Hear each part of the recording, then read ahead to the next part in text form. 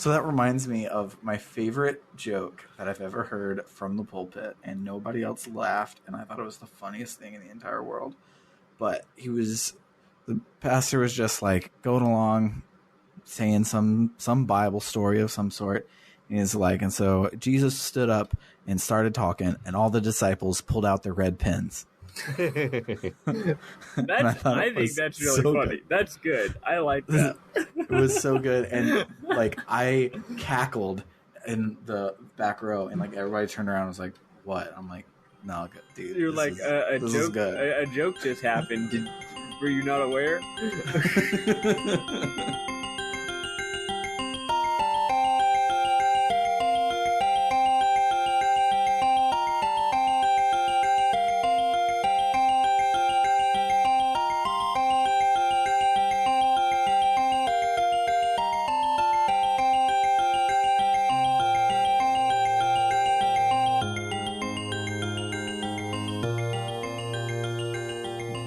Welcome to RPG Book Club LongCast, a podcast where we play an extremely tiny, itty-bitty bit of an extremely long, big video game and talk about how it makes us feel.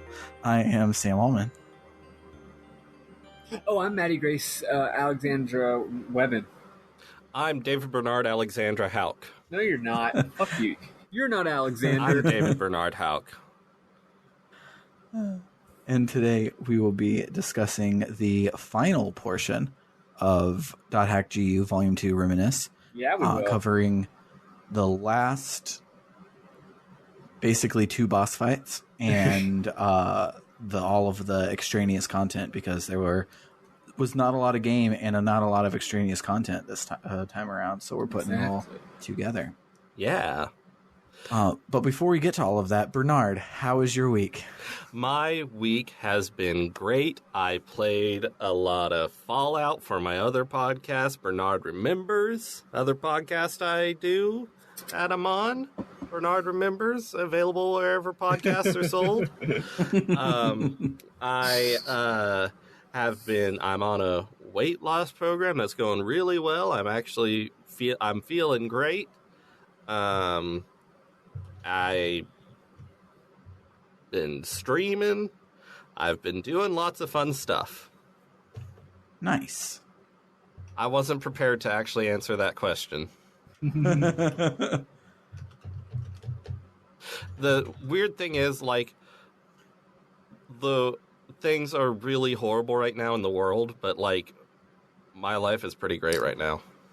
I've been there. It's like you look at, like, my my birthday was half a week ago, and I was thinking about my 28th year. Actually, whatever, don't correct me on that. My being 28 years old year. And I was like, utter dog shit externally, extremely good interpersonally. Like maybe my best year in ages. But shame about everyone else in the world. Yeah. As long as I continue to not have coronavirus, things are going well. We've been over this. Don't say things like that. Although at least you're not saying like, oh man, this is, I can't wait to finish the last. Oh wait, this is the last episode of the podcast. God damn it! Never refer to like I can't wait till this thing ends so that I can go and do this thing I've been looking forward to do and not having coronavirus. So Bernard is going to either die or get coronavirus by the end of this episode today. Yep, that's how it works. But yeah, thank you for sharing your week for the first time since East. Yeah. But, let us listen to some music. There was a lot of good music here at the end. They kind of just hit us a lot of it. There's a lot to pick from. Yeah, so I'm going to pick some of it. I don't have it planned out in advance, but then we will talk about the ending of this game.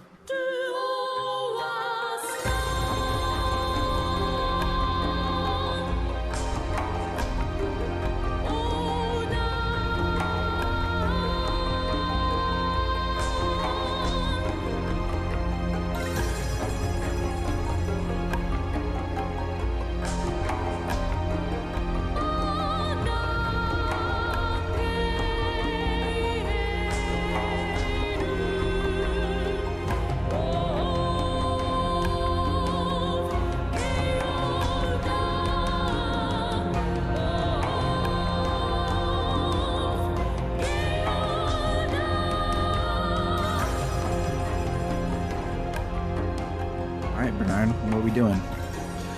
We're receiving an email. Yeah, we are. Every week starts with receiving an email. So Yata emails Hiseo telling him to come to the Serpent of Lore. Hiseo logs into the world. Before we can actually see what happens there, though, we see Triad's coffin flanked by his buddies, his naked buddy and his winged buddy. Triad's eyes flash red. The coffin fades.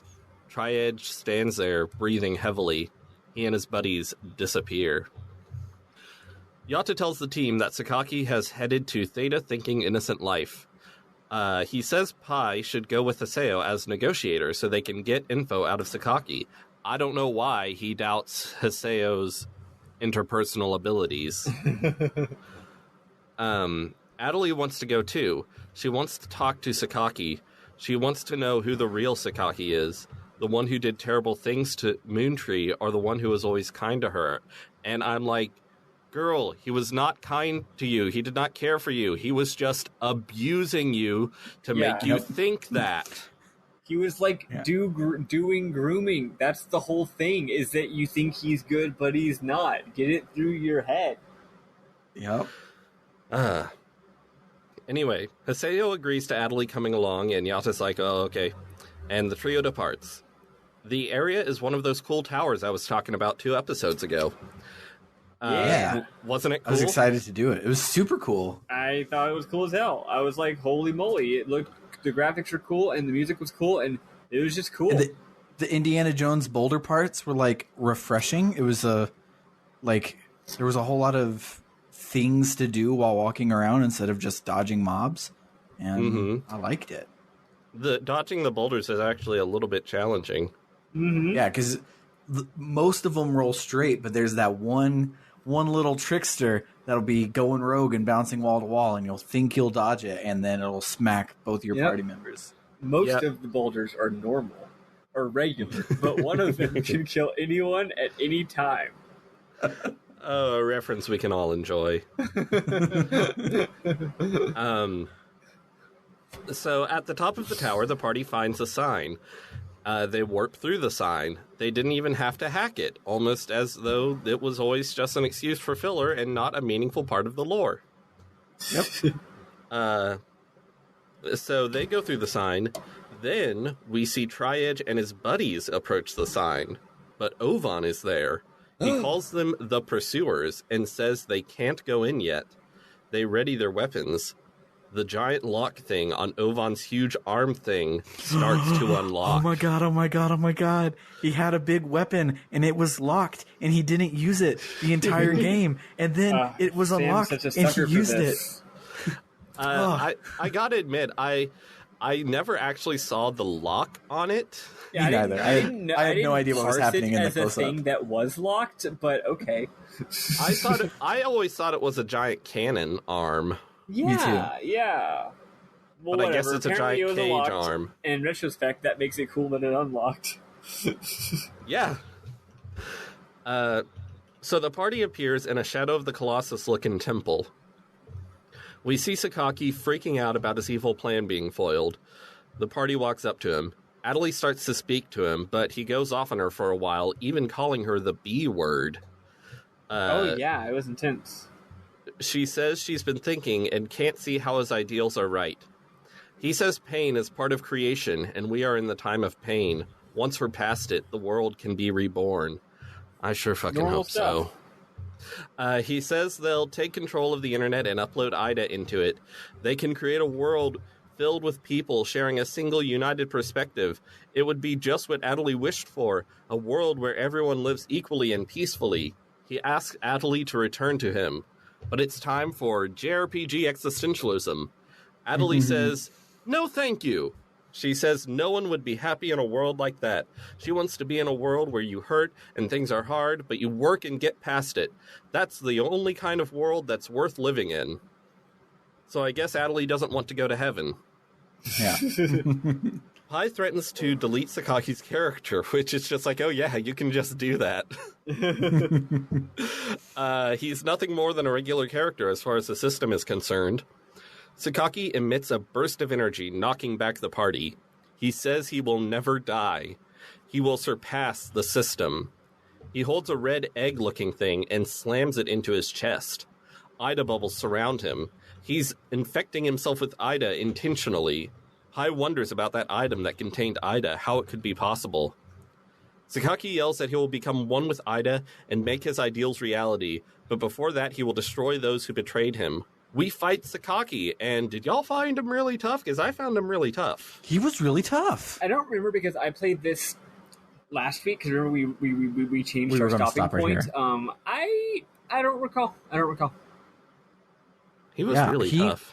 He wiped the floor with me the first time, like where I didn't think I would be able to actually beat him. And then the second time he was pretty easy. He just RNG attacked Adelie first a lot the first time, and once your healer is dead, it's real hard for Haseo to be a healer with items in this game.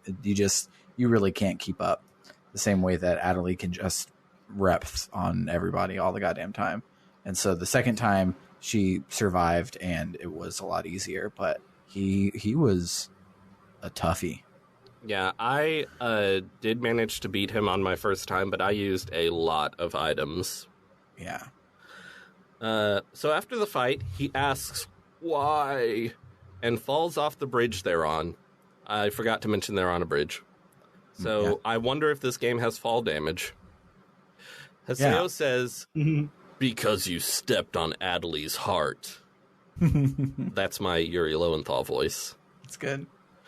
Ovan appears behind the party. Wait. Yes. Okay, I got confused there. I thought I was confusing one mysterious asshole with another. But yes, Ovan appears behind the party and congratulates Haseo. He says he wants to give Haseo a present to celebrate his victory. He tosses over Tri-Edge's severed arm, still holding his stupid-looking blade. Haseo's like, you fought Tri-Edge? And Ovan's like, no, that's... he's hurt. He says, you still don't... ... There's no more time... ... You still don't know Tri-Edge's true identity... ... Shino... ... Okay... ... How many sacrifices will it take to satisfy the Grim Reaper that resides within you... ... Let me show you how those scars are made. Ovan tells Haseo, do not be afraid. Burn this into your eyes. The lock falls off his giant arm thing. He says this is the truth Haseo has been searching for. The giant arm thing falls away. Ovan's weird, spindly left arm holds a knife. A scythe-like tendril extends from his shoulder, where Ida bubbles swarm. Pai is like, what the fuck is with that Ida arm? In an instant, it strikes her down. Her character fades away. Haseo is horrified, but composes himself enough to tell Adelie to run. But she's struck down just as quickly. Her character fades away, too. Ovan says there's no more time. He draws a long blade with his right hand. That's his third blade, for those keeping count. He says that's why Haseo must destroy him. All three of his blades slash, leaving a sign around Haseo. Ovan tells Haseo to come after him to Megin Fee. He disappears. The sign being the same sign that Tri-Edge has been leaving everywhere. Yes, thank you. Haseo falls to his knees. He wonders what he's been doing until now if Ovan is the true Tri-Edge. He wonders what happened to Pai and Adelie. An email notification comes through. Haseo wonders if it's from one of them. Nope, the email's from Matsu. It says, hey Haseo, thanks for your help back at Moontree headquarters. Don't worry, I'm no ghost, I'm still alive and everything.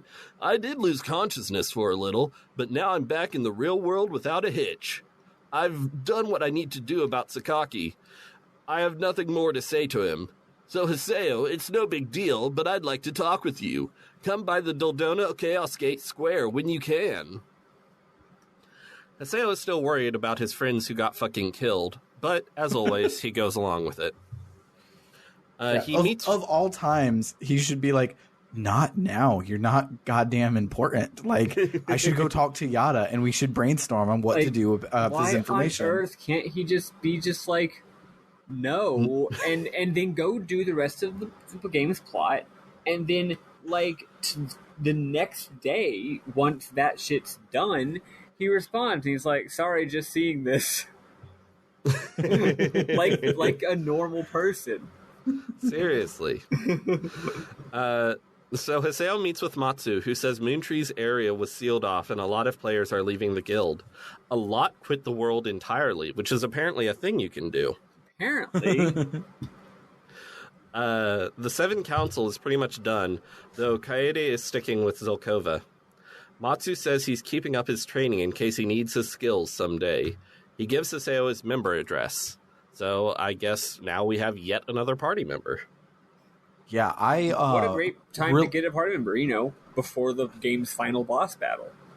Yeah, I've really lost track of everyone that we have the ability to put in our party because why would I... Like, Adelie's the only healer, so every time she's available, I bring Adelie, and then it's like, okay, which of my favorites that I care about do I want to be my damage dealer? So it's like Pai or Matsu or Kun or Syllabus, and it's like, or Pyros the Third, and it's like, that's all I get. Antares. I have not used Antares. I have not used Endurance except for when I had to, and god damn have I never used Sakubo. I started playing Lunar for... I'm not on it, I'm just listening along and playing along. But I started playing Lunar to follow along with the podcast. And it shortens Endurance, ENDR, and I think of Endurance every time I see it. I'm sorry. I hate thinking about Endurance. He's the fucking worst. Anyway, Haseo receives an email from Yata. It says, "The place that Ovan mentioned, Megin Fee, is a type of lost ground, so it does not have any area words that will let you warp there. However, you can warp there from the stone pillars located in the following area. Please hurry. Theta Hidden Forbidden Battlefield. Lost ground. Kashta Bajer." Yeah. Again, he knows how to say this, apparently. Yeah, what I love is, as we'll find in a second, you have to do a filler dungeon to get some data seeds to put in here. But data seeds are not a thing that's in the game. They are a remnant of a bug.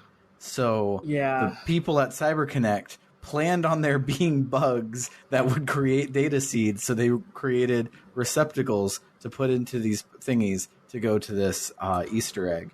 I'm still not 100% convinced that this isn't all an elaborate ARG. It's an elaborate promotional event. Or, okay, if you really want to do a stretch, maybe you're supposed to use a different special item to open up this magical thing, part of the game's actual lore, and it's like a super in-game quest, but you can also use these keys missing no in order to hack the game, basically.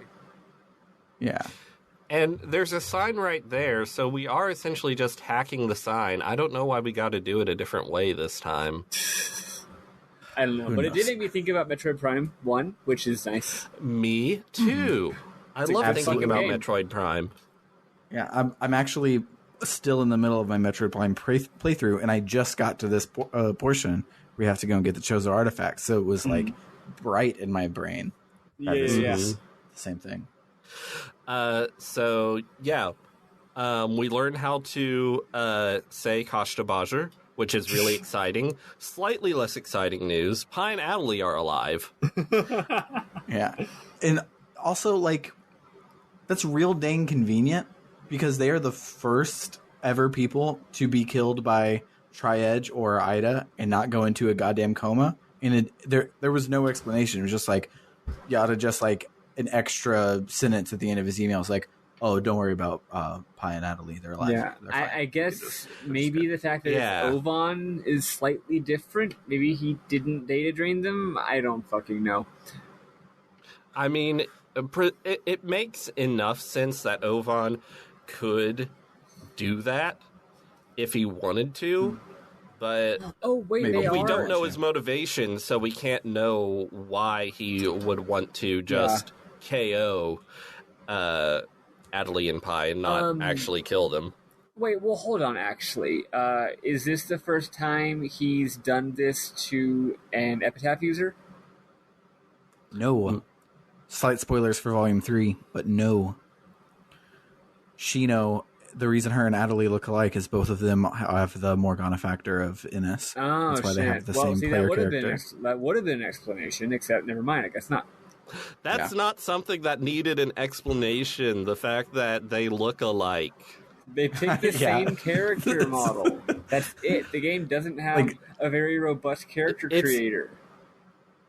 Yeah. Like, literally every NPC you run into either has Gaspard's character model or is a Wolfman. There's, like, no in between. So, it's fine. But, Griffin and Justin would look at this game and throw it in the trash. That reminds me, we did get to see Haseo make his character in Volume 1. I should go back to it and see how in-depth I forgot about that. Character creation was. See if there are sliders. Yeah. Sliders. Or if it's just like, pick one of these 12 characters. Yeah. It's like a me level of customization. Yo, You know what sucks about Mii's? There's a pretty good level of customization options for the Mii's, but the problem with Mii's is that you ever notice that 90% of the options in every category fucking suck and look awful? They do. Isn't that I weird? wouldn't say 90%, but it does bother me that people like just use the same 10% all the time, because it's like, I get why they do it, but it's like, no, you got to think more abstractly about the essence of the person. This is not an actual representation of their physical appearance. It's a representation of their soul. I get that, but I think a lot of them are just, like, repulsively ugly. Like, partially just due to the art style of the Mii's. So, it's, it can, contrast with, like, a Dragon Quest IX character creator where it's the opposite. You don't get a lot of options. You get very few options, but all of them you're gonna look good. I mean, you're gonna look like a Toriyama character. Exactly. So you're gonna look good. Mm-hmm. Anyway, Haseo's hot. his That's what we were talking about, digital character is he made his character, right? He made it hot. So yeah. So we go to Kashtabajar, and of course find we need more data seeds to put in the pillars, as Sam spoiled. Yada emails Haseo saying there's IDA signals coming from this area, so we can go get data seeds there. We do that. When Haseo returns to Doldana, Pai is there. She gives him a data seed from Yata, and not a whole lot happens in this scene. I kind of expected more teary reunion to happen, but I guess, she's fine. Yeah. Yeah. I was just going like, she's fine. There's no reason to be sad anymore, I guess. How bold would it have been if, like, they legit had gone into comas after that scene? I know. Just like suddenly, bam, two of the main characters gone. What an incredible way to end the second, the fucking second part of the trilogy. It's just like, especially because, like, we already, like, that's such a quick escalation because, we already got Alcade just a bit ago. It's just like, whammo. Shit's real now. But sadly, they were cowards. Yeah. Especially because, so after beating .hack GU Volume 2 Reminisce this week, I wanted to play more .hack, so I started playing .hack Infection. And that game starts with, like, your best friend getting owned by, it's not Ida in that game, but basically owned by Ida and going into a coma, and that's like your inciting incident. We've really played the world a lot more in this game than you do in the first game, which is wild that they don't, like, it's in their back pocket. They've done it before. Why not just, like, they just gave us 500 characters. Why not force us to use them and just get rid of a bunch of them? So we have enough data seeds now. So we go back to Kashtabajar and place the data seeds in the pillars. A portal opens. It warps us to Megin Fee, where Haseo confronts Ovan. Ovan says everything may have begun spinning out of control from this place, but there's no going back now. The entire life he's given to the world was all for this day. Haseo asks if Ovan PK'd Shino. Ovan says yes. Furthermore, he's the one who gave Sakaki Ida. He did it for Haseo, to make him grow strong. Everything was part of a necessary process. Haseo yells that Ovan will pay for this. They fight. Haseo is shocked to see Ovan controlling Ida. Ovan says he's not controlling it, but rather they understand each other. He calls on Haseo to surpass his limits, then kill him. Ovan summons an avatar, Korbanik. Haseo summons Skaith. Sorry. After the battle, Ovan says this isn't the death he's been wishing for. It's too soon, after all. He fades away.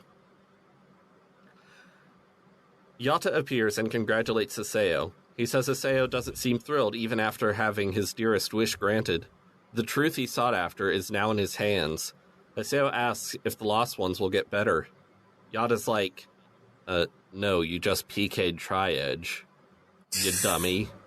Yeah, you didn't stop Ida. You just You PK'd didn't Tri-Edge. kill him. You just, yeah. He merely caught a glimpse of Tri-Edge's truth. This is not enough to save Shino and Alkaid. Yatta says we must grasp the whole truth to rescue the Lost Ones, which is why we must find out what Ida is and how it works. Over a black screen, Haseo's voice says his fight is over, but what has really changed since he began? He wasn't able to save anyone. He just wants to go back to the real world and rest. And isn't that a mood, just wanting to log off and rest? Mm-hmm. Yeah. Credits. But not the real ones. Yes. After the credits, we see Ikolo's headquarters, and Taihaku, who we totally remember who he is, gets got by something we can't see. It's probably Ida. Statistically. Yeah. There's not a lot to get got by. It's Ida or an Ida person. So, after the credits, we're back on the desktop, and we get an email from Adelie. It says, "How are you doing, Haseo? Are you okay with everything that's happened recently? I'm doing okay. At least, I think I am. These days, I often feel like I only just met you yesterday. Perhaps it's because so many things have happened since then. The days have just been going by so quickly." Were you laughing because, like, 3 things have happened in this game? Yeah. I don't know. Things started actually happening in Volume 2. Things did start happening, but I can just imagine, like, how relatable is that, right? It's like one thing happens in the middle of the week, and you're like, oh my god, this has been such a fucking busy. Oh man, things do not stop happening this week, folks. This is a rough one. Ooh, I can barely keep up. Need to take a nap. Need to take a break. I gotta say, I don't know the actual real life time period these games take place over, but for me, Volume 1 feels like a lifetime ago. She continues. A lot's happened for you, too. I know. Shino and Alkaid, and the fact that Ovan was actually Tri-Edge. It's almost like too much has happened all at once for me to really take it all in. But that's no good, so I will become stronger. I also have a request to make. I would like to talk to you. I would like to talk to you about the things that have happened, the things that will happen, and the things that are happening now. I may not be able to convey what I want to say very well. I may make a stupid mistake yet again. But even so, I would like to talk to you, because now I think I can be more open than I was before. So I hope we can meet and talk, just the 2 of us. I'll be waiting for you at Delta Hidden Forbidden Holy Ground. So Haseo meets with... No timetable or anything like that. Nope. She's just gonna log in and wait. She's just gonna like read a book while she just chills. She's gonna log in and wait, and then whenever you show up, no matter when it is, she's gonna say, "Haseo, you're late." You're late. She doesn't say that though. I appreciate that she does not say he's late. So Haseo meets with Adelie at Hulgran's Cathedral. Haseo tells Adelie that this is where Ovan PK'd Shino. After he fought Ovan, he visited Shino in the hospital, but she was no better than she was before. Haseo and Adelie are both about to say something, But then Ovan fucking appears behind them like fucking David S. Pumpkins. He whispers into Aseo's ear, "Become stronger, strong enough to destroy me." Credits for real this time. I jumped. Me too. Freaks you the fuck like, out. It was seriously the David S. Pumpkins thing where he appears behind them and they fucking have a heart attack. 80 Like- questions. like Adderley like looks over his shoulder, and I'm just like, oh, what's going on? Like, who is it? Is it somebody nice that's alive that's not supposed to, or somebody mean who's about to get us got? So the camera cuts, and I'm expecting to see them walking through the doors, but they're a goddamn Nosferatu, and they're in my fucking face. It's so freaky. And then He's right fucking there. I can imagine a world where I did this in the opposite order, but the Haunting of Bly Manor just came out, and one of the main ghosties that keeps showing up all the time is a skinny white dude with big round glasses and some disheveled dark hair that just shows up, and his eyes are all shiny and shit, and he keeps showing up in mirrors and shit. And that's what Ovan does right there. So it made watching Bly Manor, I'm like, fuck, it's Ovan again, like the entire fucking time. But if I had watched it in the reverse, it probably would have been twice as scary, because it would have been, oh shit, the ghosts are now in the game. But yeah, talk about, say what you will about this trilogy, but they know how to fucking end a game. They might not, they really do. They might not got the middle part very good at all, but they got the endings down pat. Well, and this The game's middles ending, are okay. It's the beginnings that, woof, you gotta watch out for. This game's ending was really cool because the previous one actually ended much more dramatically, right? Like, it ended with being in a creepy room and you don't know what happens, and then a cliffhanger. Whereas this one, you go to the creepy room not at the end of the game, right? Like it goes a lot more for the, like, we're gonna actually resolve this instead of just being shocking. So it actually has like you're in the big room and you resolve it, and then you have the big thing about Ovan, and then the climax. But then it has that really great, like, kind of downer ending where it's like, wait, the whole game you've been trying to find out what's the deal with Ida and with Tri-Edge, and now you know. Okay, how do we actually accomplish any of our goals now? Right? Like, at the end, they're just like, we don't know what to do. Like, the one lead we had, the one goal was, let's figure out who Tri-Edge is. Now it's like, okay, cool, it's Ovan. So what? What does this mean? What do we do? Knowing was really, not half the battle. Yeah, and that's really cool. And that's a really cool downer. And then, of course, you do have this very shocking ending, but, like, no one, like, died or anything. So, like, what does that mean? It was a very, very different ending that also, like, doesn't lead to anything, which makes me really be like, who knows, what's going to happen with episode 3. Yeah, like, and I think the thing about this ending is, Ovan shows up and is freaky and everything, but I just sort of assume after he says that, he disappears. So I didn't parse that. I thought there was, like, a big bright light that, like, showed up or something, and that was what happened when it cut to the end, cut to black. Oh, maybe. I'm not sure. I felt like something shocking happened, but we didn't know what it was. Yeah. Maybe. I don't know. Maybe not. That's just how I parsed it. Maybe we're going to wake up in a coma. You can't wake up in a coma. You'd be asleep in a coma. Yeah, but you were awake when you went into the coma, et cetera. That whichever Scary Movie reference I'm referencing. I think it's Scary Movie. I don't even remember now. Twin Peaks: The Return. Spoilers. Okay, spoiler for what? Sam hasn't seen a single episode of Twin Peaks. Yeah, I don't know shit about shit. There's no referent to this spoiler. That's true. Oh man, now I'm just thinking about that plot line and how much of a motherfucker David Lynch is. Should we talk about the news and forums? Yeah. So let's listen to some music, some of the other good ass music from here at the end, and then we'll talk about the news with Maddie.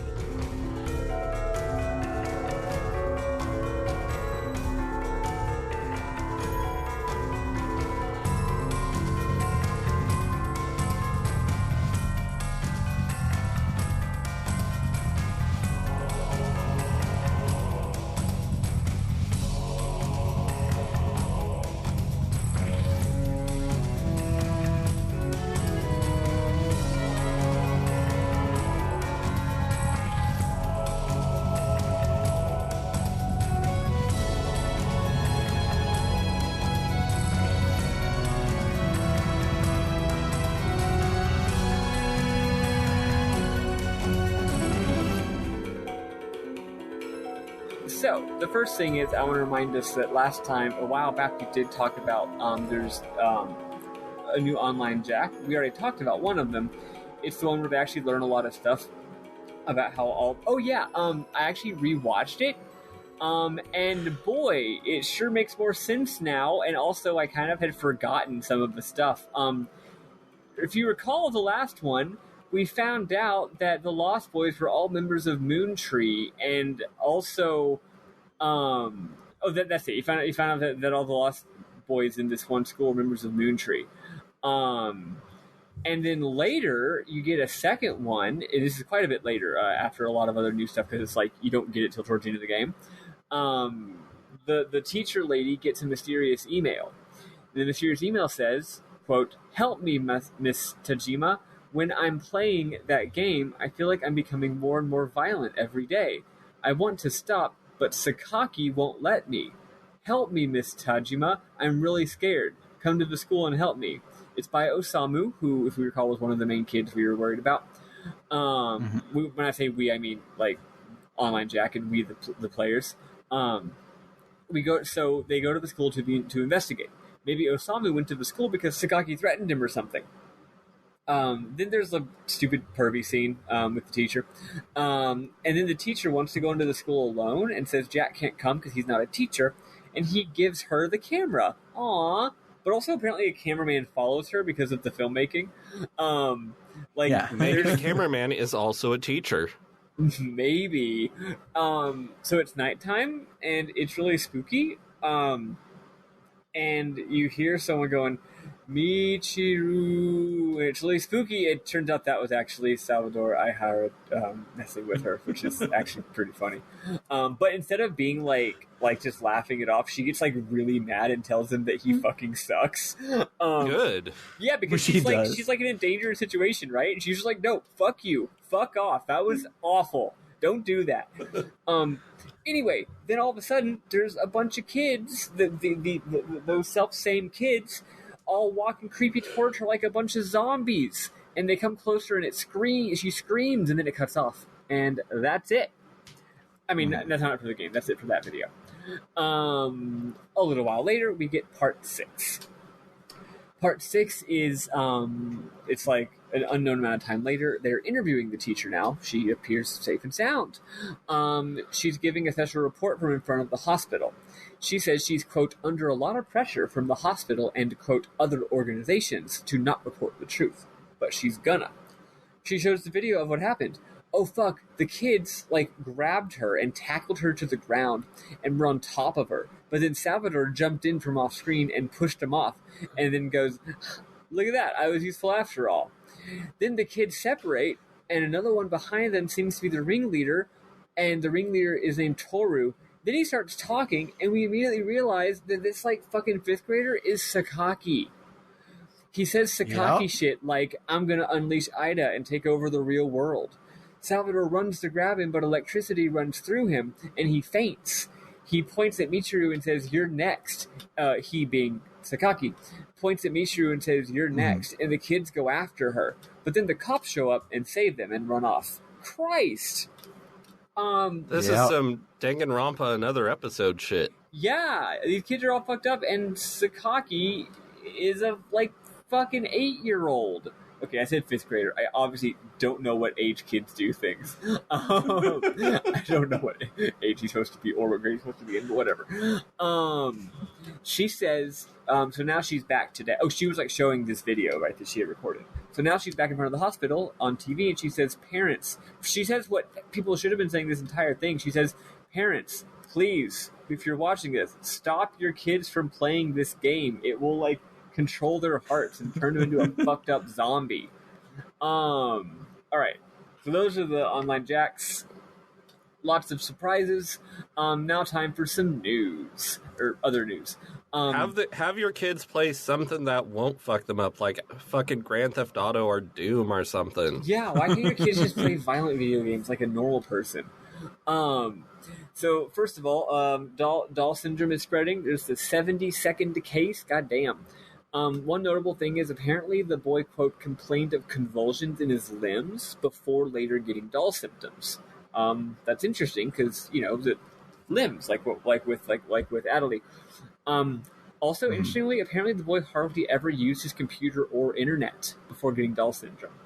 Although people are saying, there's such a suggestion that it might have been like the news said that to cover up the fact that, like, people are getting doll syndrome because they're playing the world, right? Then there's stuff about the IDA server. I know we're kind of going back in time here.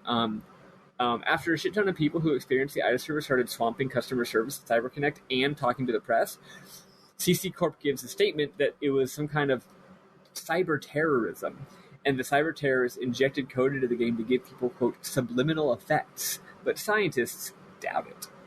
Also, the International Space Station mentioned last game. It's getting its very first crew members boarding the space shuttle Galleon. 32 people from all over. Everyone's really excited. People are researching new developments in brains controlling computers, probably perfectly fine and safe. They're also working on making brain-to-brain connections, telepathy. Definitely won't be a problem.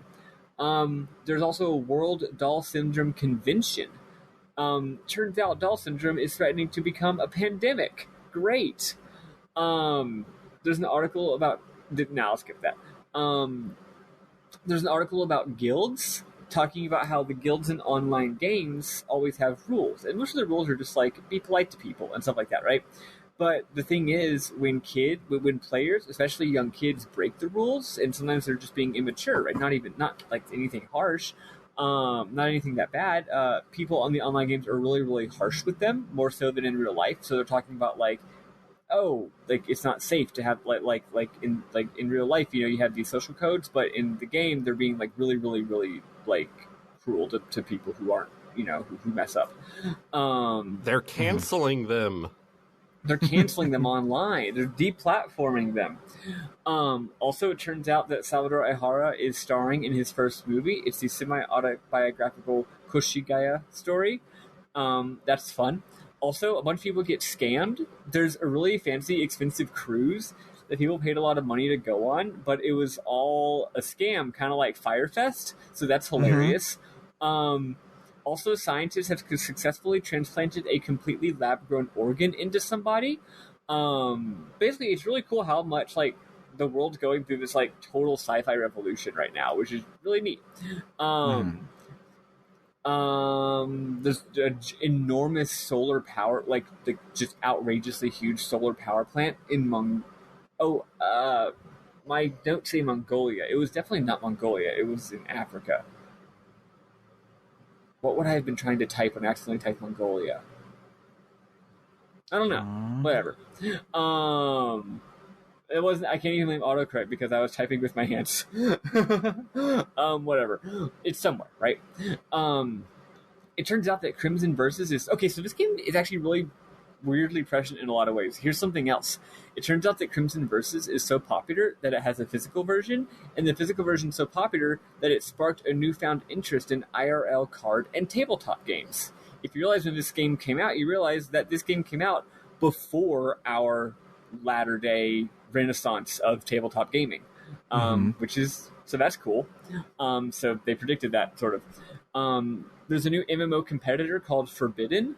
It's a sci-fi spaceship flying around game, but it has a brand new model. Instead of having subscriptions, it runs on a free-to-play microtransaction model. It's really popular and might even be overtaking the world soon. Salvador keeps getting famous. He's now the tourism ambassador for Brazil, and there's protests in Kotakustan.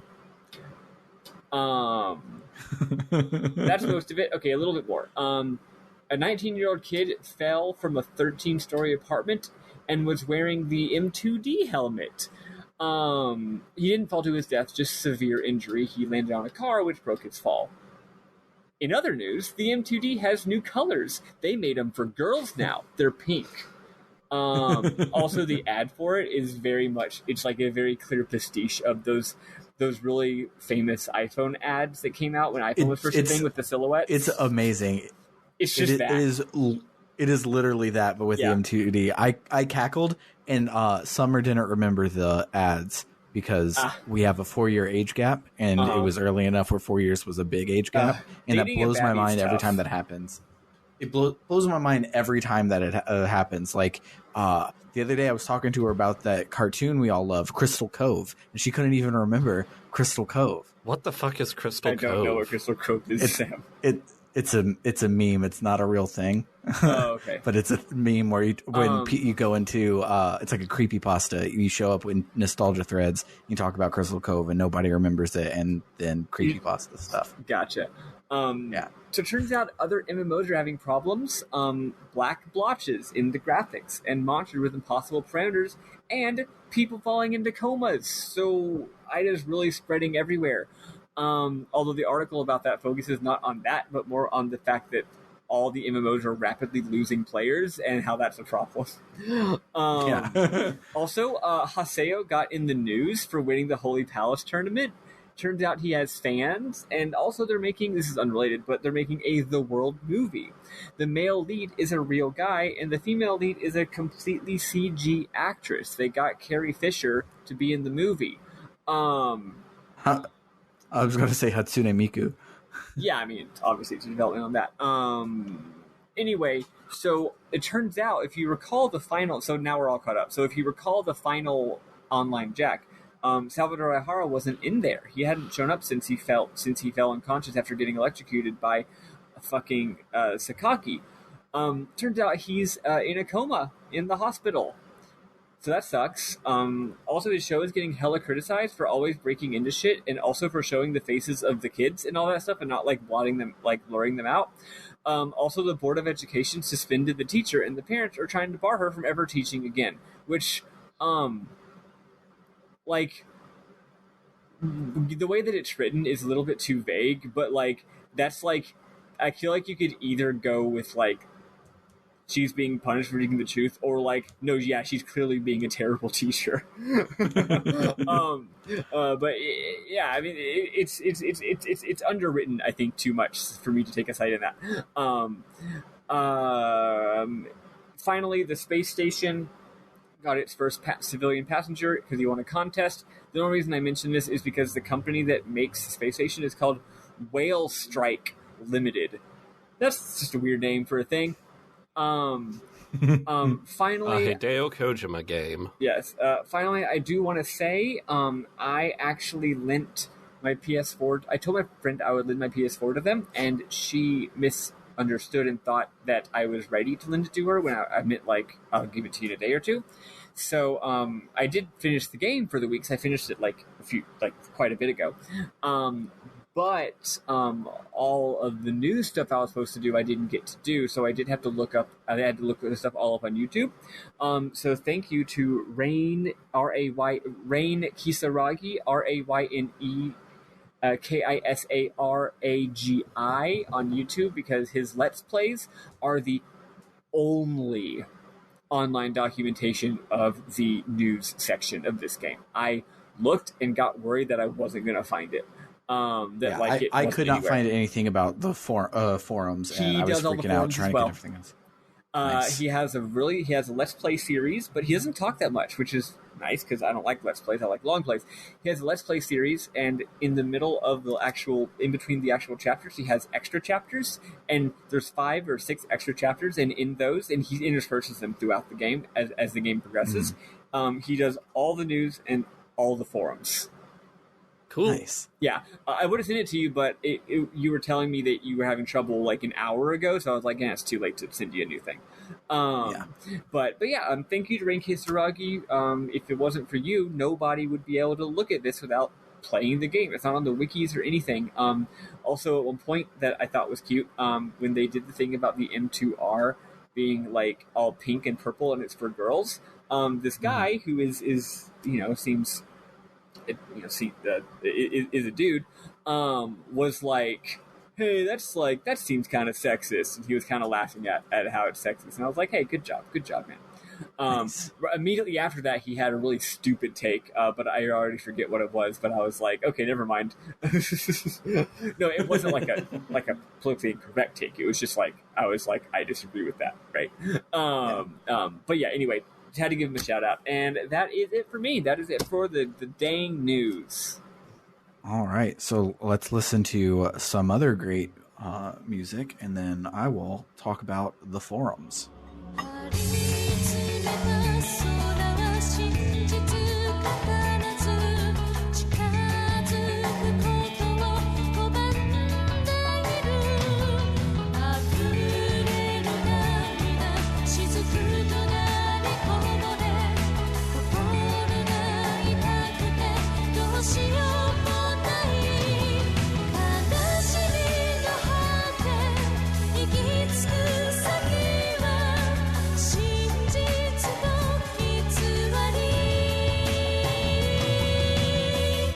Y'all remember forums? I miss forums. I really think the forum the forum like structure of the social internet was way better than our current system of these massive platforms. Like, yeah, I miss them. Yeah. Speaking of forums and iMock, in iMock, it's literally a BBS. There's no pictures. There's no any rich text. There's no quoting. There's nothing. It's just like a bulletin board with comments, like old ass school. I love that, and it's really cool. But like I remember while playing GU, I was remembering iMock as being like the same shit, and like there's nothing going on in iMock like on the desktop. It's just a forum and your email. There's none of this other shit. They really stepped it up for that's cool. Second game. Anywho, the forums. So I'm going to go in a weird chronological order that does not make a whole lot of sense. But so the first one I'm going to talk about is about Salvador Ihara going into a coma. And so on the news forum, there's a post called Salvador Comatose, and everyone is like, man, I'm mad we're not going to get new online Jack episodes because Salvador's in a coma. And then there's a lot of people that are like, yeah, I'm not buying it. It seems like a PR stunt. I think that he's just hiding out somewhere because he's getting all of this flack about his show. And so he's hiding out to let some of the heat off of, and he's just playing the world. And after you read a couple of those, a new post shows up on the forum that it's titled "My First Time," and this girl is like, "Oh my god!" So I just walked into my first MMO creeper. There was some player named Kazubolo, and he came in and he kept hitting on me and following me around no matter what I would do, and then. Because I'm talking out of order, you don't know who this guy is yet, but Nuada shows up. He's a forum lurker. We'll get back to him. He shows up and he's like, oh, Kazubolo, I saw him at XYZ place. So if you, and it's all places in like towns and stuff. So if you go there as Haseo, you run into Kazubolo, who has a voice actor. And that voice actor is Cosmo from the Fairly Odd Parents. It is Salvador Ihara. And so you talk to him, and he's like, "I have no idea what you're talking about. I am Kazubolo." And Haseo's like, "No, you're Salvador Ihara." He's like, "No, I'm not," and then logs out. And so you go back to the forums, and Nuada's like, "Yeah." The girl will be like, "Oh, he wasn't there when I went there." And Nuada's like, "Yeah, he moved. He's now at blah blah blah place." You do this like 6 times, and each time Salvador basically keeps slipping up and confirming that he's Salvador Ihara. So on the final one, he's like, "Look, I'm laying low because Online Jack is drawing negative attention, but like I can't, like I'm supposed to be in a coma, so I'm in my hospital room, but I'm sneaking my M2D So you can't even tell people that are on my side, like, I need you to just shut up. So here's an autograph, and you get a signed picture of Salvador to be a desktop background. And so it's a little post-game forum-based quest, cool. which is cute. Love that shit. But so since we're at the news, we'll talk about some of the other ones. So there's a post called actually, fuck this. We'll go to the rumors so we can talk about Nuada, because Nuada is cool and I really like him. So there's in the rumors forum, there's one called Server Trouble Victims. And everyone's talking about how we were trapped in the game, but everyone else is like, you can't be trapped in a video game. You mean you couldn't log out? Why didn't you just Alt F4? And there's this character named Judeka who pops up a lot. Why didn't you simply stand up from your chair? Right? And so there's this person named Judeka that's like, guys, you can't talk about being stuck in the world. It'll get the world shut down, which would be the true cyber terrorism. And then this other person, I forgot to get their name, but they say that while they were in the IDA server, they really were in the world. They wiggled their fingers and their character wiggled their fingers, and there's no /wiggle your fingers emote. Like, they were really there, not just couldn't log out. Everyone's like, it's probably just viral marketing for the BCI computer that's in the news that Maddie talked about, the brain computer. It's probably just viral marketing where they put some on people or some bullshit, and it's just that, like, it makes you feel like you're really in there. But then this character named Nuada is like, this is interesting, and he names off all of the posters that were like, the IDA server is real, and he's like, whisper me, because I don't want this to be public, but I have some interesting stuff to talk about, which is cool. So then there's another rumor forum called She Got Me. And it's just the dude talking about how he got PK'd in a sexy way by some character named Helliger. I actually read this part. I actually read a decent bit of this. It's really funny. And he's just like, yeah, so I got PK'd and she took like all of my items and my game is totally fucked up. But she was really cute. Does anybody know where Helliger hangs out? And everyone's like, dude, you're a fucking moron. She's just going to kill you again. And it's great. I love it. Fucking simp. There's another rumor called A Hidden Character Discovered, which is just a side quest you can go do about some crazy NPC that's guarding something. I didn't do it, so I don't know how that develops. Sorry, these weren't the rumors board. This was the world board. Now we're in the rumors board. So there's one called a rumor called The Emperor's Skills, where everyone is trying to guess what an epitaph is, and no one knows anything, but Nuada shows up and is like, it's a lot more complicated than you can think, but I can't go into it now. And he recedes back into the background. And then there's one called Chainmail, where the Persona reference MMO called Person, people are talking about how it's getting IDA, and they describe all the IDA bubbles and shit, but in a different game. They describe it exactly the way that the first rumor from last volume talked about Tri-Edge. So I don't know if it's implied that IDA is actually showing up in the other MMOs, or if it's just like a game of telephone where they're just like, oh, in person this happened, but it actually is happening in the world. But with the news, maybe it's happening in both. I think it may or may not be so far. You know, it's like loomings. Yeah. So then back in the news, there's one called System Trouble, which is just more people fighting if the IDA server is real or not. And Nuada shows up there and lets on that he knows a lot more than he knows. He lets on that he knows more than he lets on. Yes. But and then the so Nuada keeps showing up all these times, and if you're lucky, when you first port into the world in Daldana or Makanu, you can see Nuada talking, like, because you know how you can see like their little chat bubbles above their head or whatever. He'll be like, this is very interesting. I need to go write this down, and he'll port out like as you're porting in. And towards the end of the game, you actually can catch up with him and talk to him a little bit, but it's just like a like a Easter egg, like, oh, he's the guy from there, and he's just like, oh, something weird is happening in the world, and I want to be the one to figure it out, or something like that. It's just a neat. cool little. That's really cool. That it goes between the two. And then the last one of note is a news post called Emperor, which is basically just talking about Haseo and Indrance, but I'm only bringing it up because it's the return of Butt Rice and Khaki Leader, my two favorite forum NPCs, and they have a great line, which I will pull up. Is it Khaki Leader calling him Butt Rice and him being mad about it? Yes, but it's even more than that.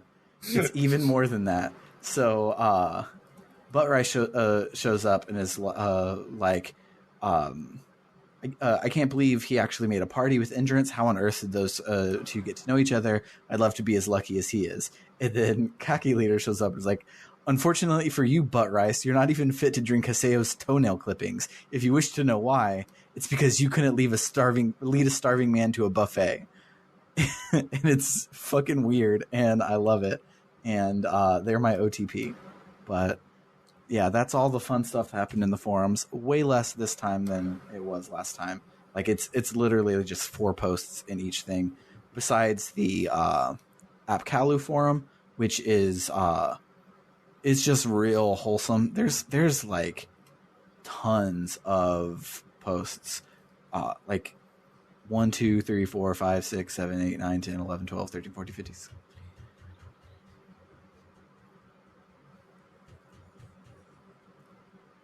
41. There are 41 new posts in the AppCalu forum this time around, but most of them are just people being like, "Wow, your art is so great. I wish I could draw like you." And a couple of them that are like responses to things, like there's drawings of Haseo and Indrance after they leave and stuff.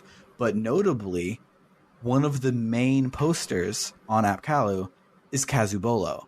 So Salvador Ihara he draws shit all the time, and he's actually a really good artist. That's cute.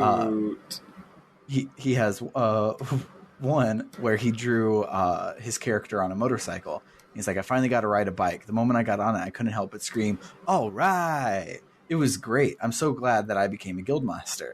The best part was the vibrating seat on my butt. Maybe I should have said that. I may only have 3 members in my guild, but I hope you all treat the soul companions well. And it's just a lot of cute shit like that. And when you said Salvador Ihara draws stuff, I was really hoping this was a Ringo Starr situation. But I guess him actually being good is cool too. Yeah, he's not like great. He's not one of the best ones, but he's like the middle level fan art style, which is really cool. He's not the one that's really bad. There's a really bad one that loves Chim Chims, and so there's a bunch of really shitty drawings of Chim Chims that show up on my desktop all the time. That is funny. I would rather a shitty painting of a Chim Chim than a good painting of a Chim Chim. They don't deserve to I'm be just imagining well. like I'm just imagining like like a Magic the Gathering level, like high quality fantasy art of fucking Chim Chims. But yeah, that wraps up .hack GU Volume 2 Reminisce. So we will be taking a brief break for a couple of weeks, and then we'll be back for Volumes 3 and 4. So hell yes, excited to see. Because I was talking with Francesco. Shout out to Francesco, who convinced us to do this instead of Golden Sun for our first LongCast. Great idea. I'm glad. Yeah, I'm really, really thoroughly enjoying it. But he said that his favorite GU games in order are 4, 3, 2, and 1. So nice. Only getting better. I gotta say, I was a little worried because I was like, "Wow, part 2's like really so much better than 1," and I was like, it would make sense if it continued on this trajectory. But what if 2 was just like an anomaly and 3 sucks? That would make me really sad, right? But I hope it continues to get even better because like I'm real happy where things are right now. It's a good time. Also, we're probably gonna get another weapon and have to do another whole tournament. Sorry, only one Yeah. of those things was good. Yeah. But yeah, I don't exactly know when we'll be back, and so because of that, I have no idea where we'll be stopping when we start game number 3. But just go do Play it. a while. Play a while. until you get to Zeta broken Los Angeles heartbeat. Just do that. But more than likely, because it's been the case for the past 2 games, save before you enter the Sage Palace tournament. Yep. But yeah, we'll be back, and we'll finish this up, and it'll be a whole lot of fun. If you like what you hear, you can check us out on the web at www.rpgbook.club. And that's it. I have redirected that to the Ko-Fi. The blogger is dead. Hell yes. Die in a Fire blogger. I am in the process of porting all of our blog content over to the Ko-Fi itself. So just one easy URL to remember from now on is www.rpgbook.club. It's got a link to our socials right there in the top, including our Discord, where we have a lot of new friends. Shout outs to all of our new friends. You'll get better shout outs on the main episode, but come and hang out with us and toss us some ducats, and we will do lots more long casts and short casts in the future.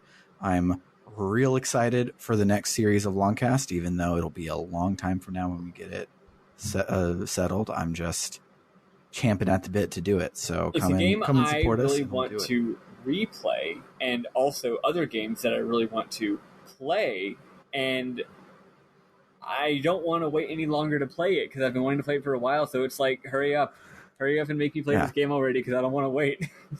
Yeah. So Car, if you're listening, just go ahead and pay for The Last of Us so we can start chipping off on the next game. Oh wait, have we not gotten The Last of Us yet? We have not. We are only 15% of the way to Last of Us. I thought we had. I don't know why I thought that. I just got mixed up in the brain. Yeah. But that'll do it. So for RPG Book Club Longcasts, I have been Sam Allman. I'm Maddie Grace Webben. I'm David Bernard Hauk. See you in Volume 3. Goodbye, everybody. Bye.